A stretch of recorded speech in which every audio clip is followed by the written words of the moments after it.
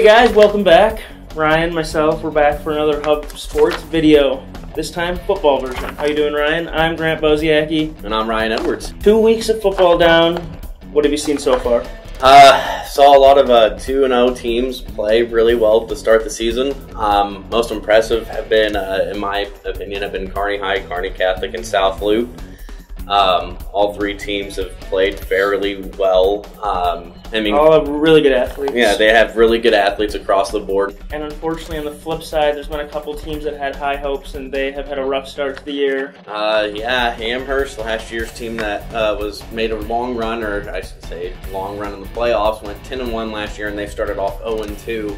They got beat by Bertrand in week 1, and last week by Perkins County, who is, I believe, ranked number 3 in Class D1. Now, we knew it would be probably a tough transition. They had an incredible senior class that is now gone, but still just a crazy thing to see Amherst, a team that did not lose a single game in the regular season in football or basketball, now 0-2 in football, so hopefully they can get it going. One team's offense that is struggling has been Broken Bows. Yeah, Broken Bow is not good. They've only scored 7 points all season.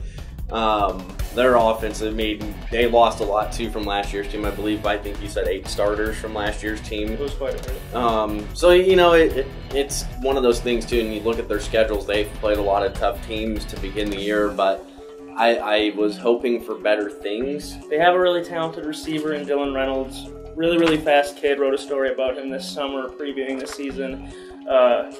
They probably got to get him going, but we'll see how the rest of the season shakes out for them. Right, and another thing that really impressed me last week was Minden broke its 24-game losing streak with a win at home against Gibbon.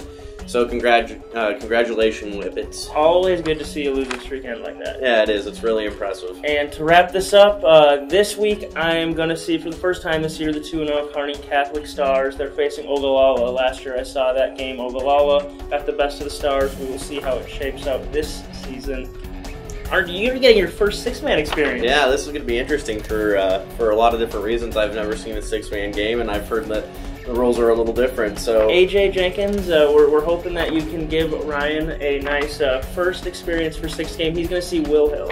Yeah, it's going to be an interesting matchup. Elwood finally has football back. They didn't play last year because they didn't have enough kids, so they brought back the sport and had to drop down to 6-man. So it should be an interesting game between the two schools.